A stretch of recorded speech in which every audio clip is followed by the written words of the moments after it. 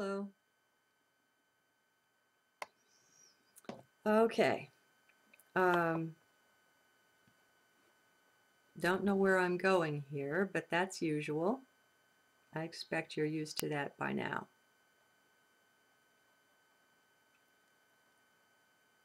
I've been doing some more research on the internet. What a challenge. And you know, more and more sites are getting blocked. Um, it's very interesting. The internet is supposed to be free, but behind the scenes, there are clear mechanisms in place uh, to control and to censor, to watch for keywords. No doubt we're going to be told it's for our safety. Are you still buying that line? I hope not. It's a shell game, you know. What will we buy into? What will we accept before we stand up and say, take a hike? Interesting. Life is so much easier when you know you're not your body. When you know this isn't you. You know, as long as we fall for the illusion, the whole matrix thing, that what we see is real and that what we are is the body mind, as long as we fall for that, that's pretty much the basic definition of the matrix. It's just not so. Remember, an atom is empty space. All of the solid substance of a human body will fit in a thimble. Nothing is what it seems to be. And you're not going to be able to understand this completely or at any depth with the mind, because the mind, especially the left brain, when we isolate ourselves into the left brain, maybe we guarantee that we're plugged into the matrix. I'm not sure, but I have my suspicions that that's the case. If we have the use of the full brain, the left and the right brain, then we have a very different sense of self. I recommend everyone watch Jill Bolte Taylor's TED Talk on her stroke. As a brain surgeon or a neuroanatomist, Harvard doctor type. She had a stroke where she lost use of the left brain, stayed conscious throughout, and took many years to recover, almost died.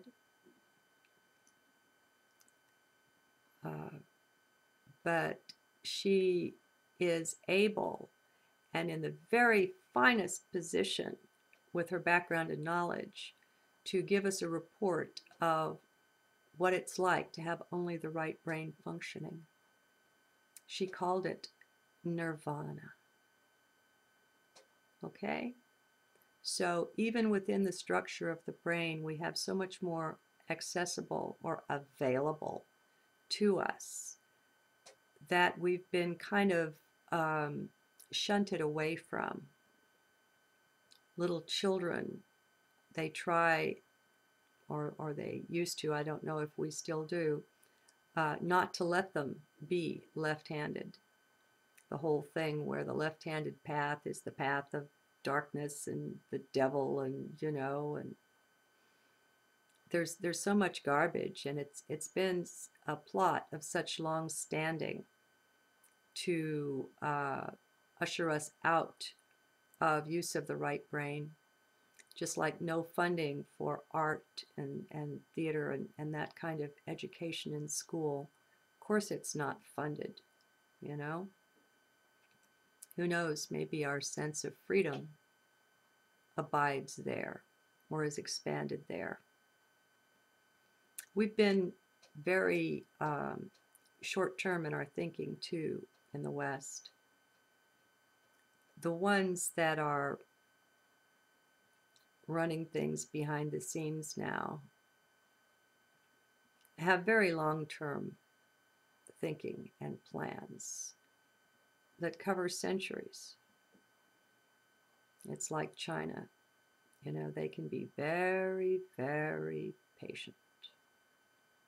Have you heard of or read, it's a small book, Sun Tzu, The Art of War? How to Win Without Ever Firing a Shot. On theorizing and strategizing, and so long, we in the West are way too impatient and too short-term in our planning. I don't know, maybe our elections have something to do with it. Every 2 years, every 4 years. They just want things to work out well for the time that they're in. And we've lost the overall moral foundation and vision of what the country's about.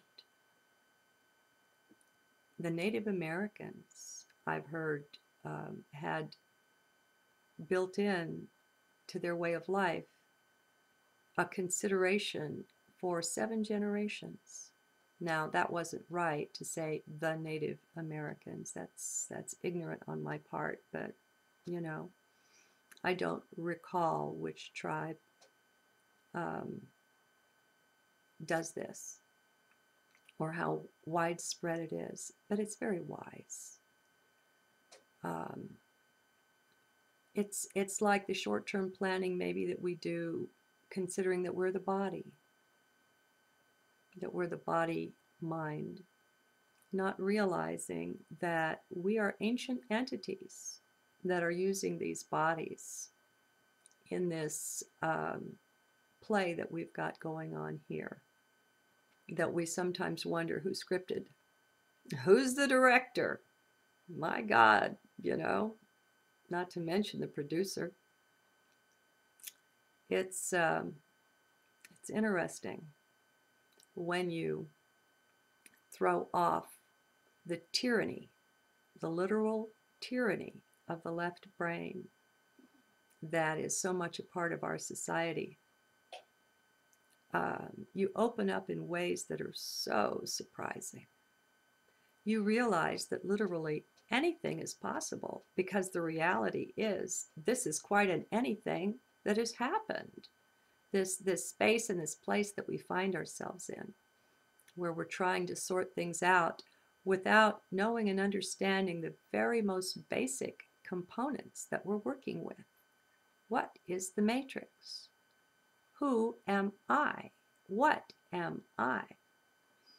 And if you've given any thought to it at all, you'll realize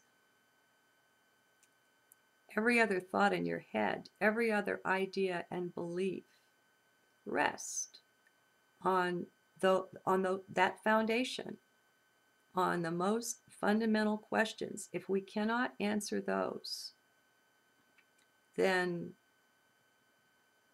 it's not that we're lost, but someone can come in and give us a different definition for those, and it will invalidate basically the whole structure that we've built that we're calling our reality, because that's the foundation.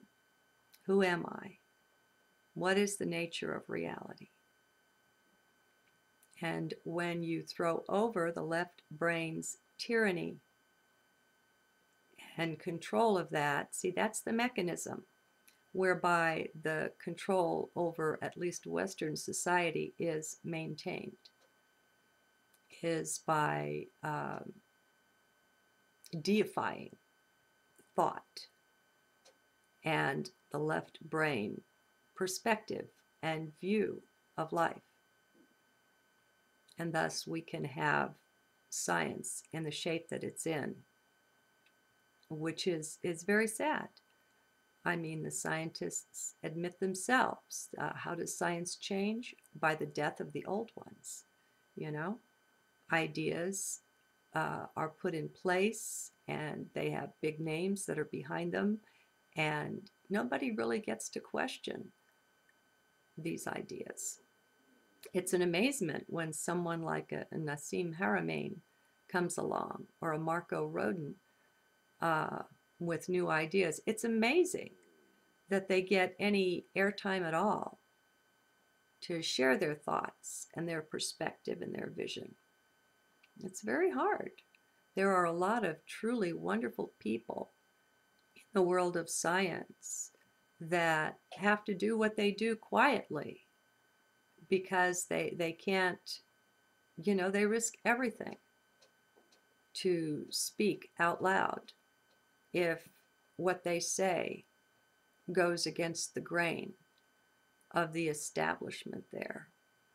That's just not acceptable, folks. And I think we all know it, but our noses are kept so tightly to the grindstone, especially while we're working and raising children and young. I guess that's why the old people get to be the thinkers, because we're not quite so tied down like that. And so we can look up from the rat race and look around and ponder things more deeply. We have the luxury of that. So anyway, I'm feeling more the fool than ever.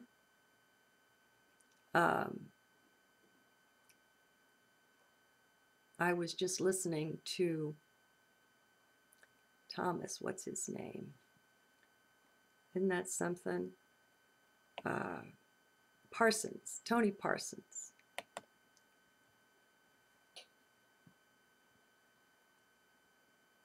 And I don't know.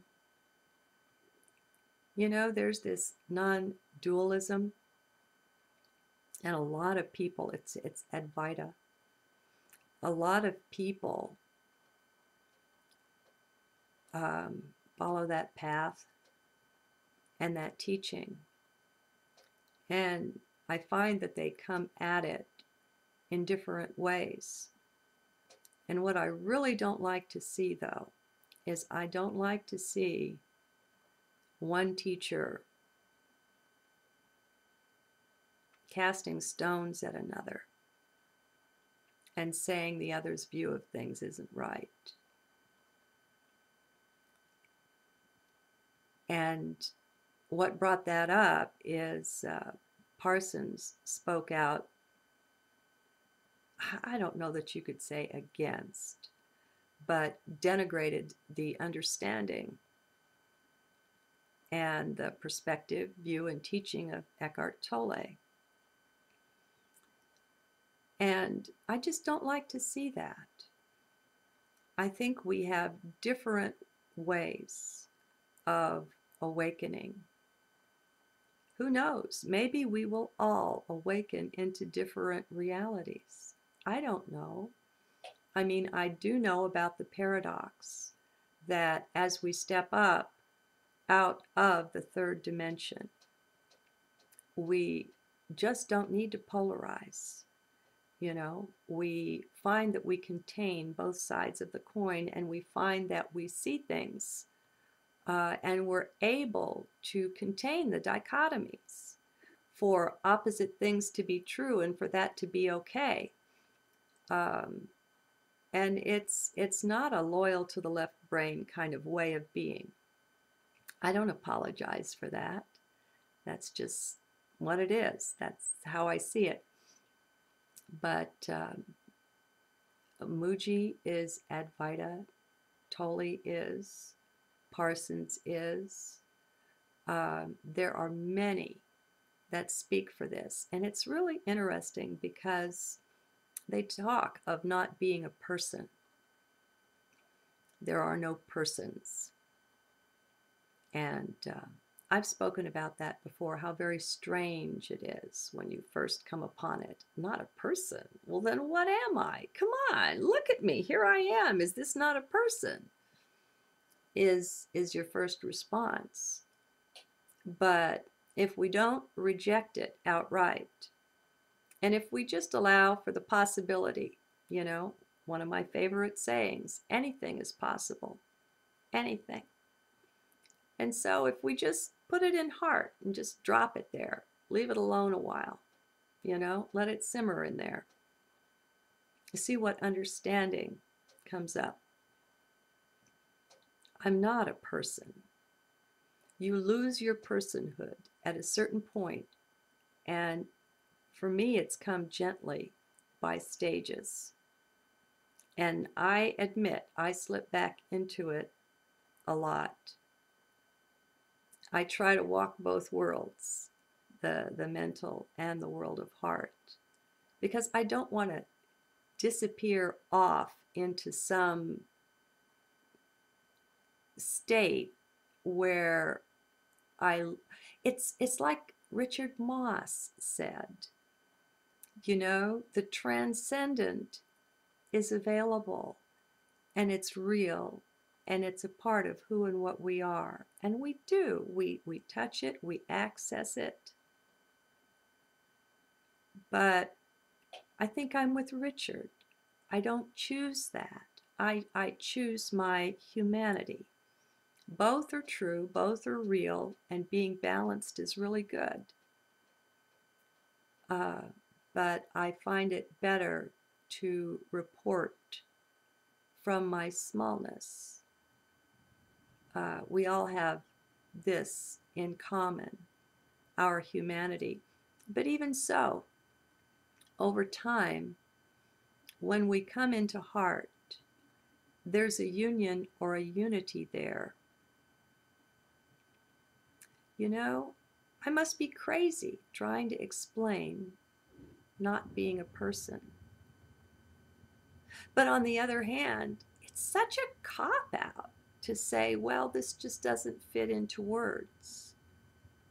Maybe it doesn't, but, you know, I guess I have fun making a fool of myself, trying sometimes to fit it into words, because I know that along with my words, you get the flow of what's coming through heart, or whatever we want to call it, you know, the energy. We're energy beings. That's what we truly are. And we're receiving frequencies and vibrations of energy that we're translating into the world around us. But really, they're just frequencies. And I have a sneaking suspicion that, have you ever seen a real hologram? The kind that unless you have the laser aimed at it, it just looks like wavy, you know,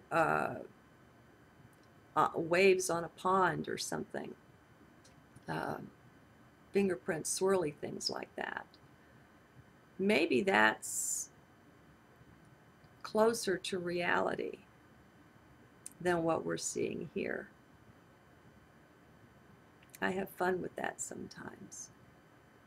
Don't be afraid to lose your grip on reality. Reality, as we've been taught to think it is all wrong anyway. So,